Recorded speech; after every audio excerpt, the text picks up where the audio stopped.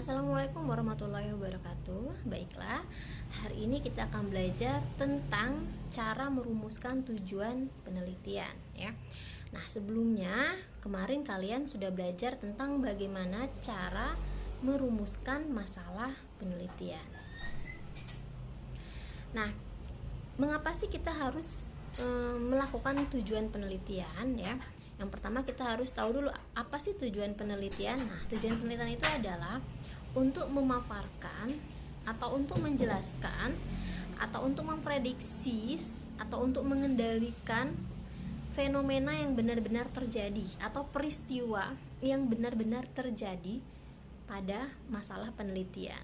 Nah, jadi sebelum kita menentukan tujuan penelitian kita apa, kita harus menentukan dulu masalah penelitian kita sebelumnya ya. Nah, tujuan penelitian itu terbagi menjadi 3. Yang pertama ada eksploratif ya.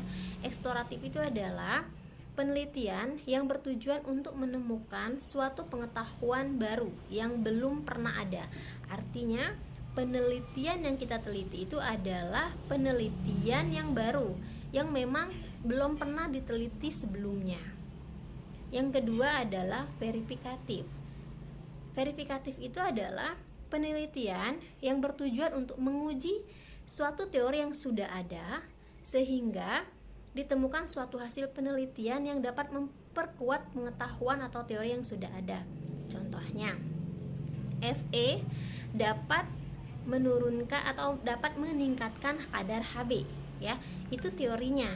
Nah, kita dapat melakukan penelitian tersebut bahwa untuk membuktikan atau menguatkan bahwa benar tidak sih Fe itu dapat ya meningkatkan kadar Hb di dalam tubuh ibu hamil ya. Oke. Yang ketiga adalah development.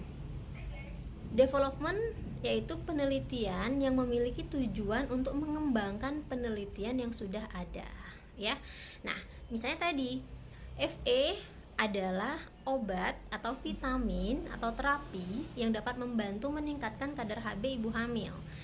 Nah, kita dapat mengembangkan dengan cara selain Hb ya, terapi psikologis pun juga dapat meningkatkan Hb, misalnya seperti itu. Jadi kita kembangkan dari teori yang sudah ada ya. Oke. Nah, Ibu ulang lagi ya, jadi cara membuat tujuan penelitian yang pertama adalah harus membuat rumusan masalah terlebih dahulu ya. Jadi kita harus kembali melihat rumusan masalah ya. Yang kedua, mencari kata operasional yang tepat untuk menjawab dari rumusan masalah yang ada ya.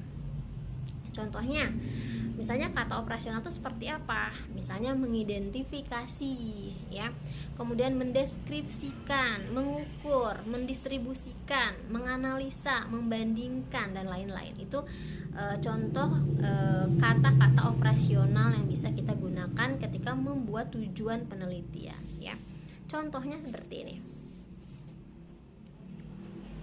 Ya. Nah, ini contohnya di sebelah.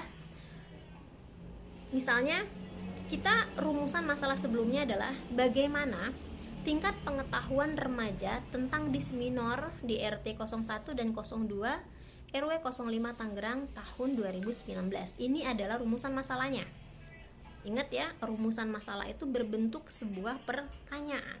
Jadi jangan lupa di akhir kalimatnya harus ditandai dengan tanda tanya. Di awal kalimat harus diawali dengan pertanyaan, misalnya bagaimana, apakah, adakah ya. Nah, dari rumusan masalah tersebut ya,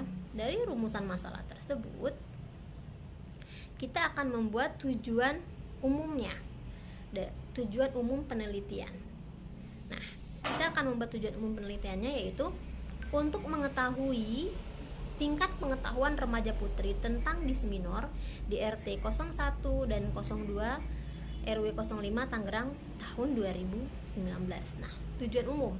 Jadi tujuan umum ini tadi diambil dari rumusan masalah. Dari tujuan umum ini kita bisa menguraikan menjadi lebih khusus lagi yang disebut dengan tujuan khusus ya. Contohnya ya, kita bisa menggunakan kata-kata operasional. Misalnya tadi, diketahuinya distribusi frekuensi tingkat pengetahuan remaja putri tentang dis minor di RT 0102 RW 05 Tangerang tahun 2019. Kemudian diketahuinya distribusi frekuensi tingkat pengetahuan remaja putri tentang dis minor berdasarkan sumber informasi di RT 01, 02, RW 05 Tangerang tahun 2019 ya. Nah, inilah bagaimana cara kita merumuskan tujuan penelitian. Mudah-mudahan materi hari ini dapat dipahami. Jika ada pertanyaan, silahkan ditanyakan di Google Classroom. Selamat sore, assalamualaikum warahmatullahi wabarakatuh.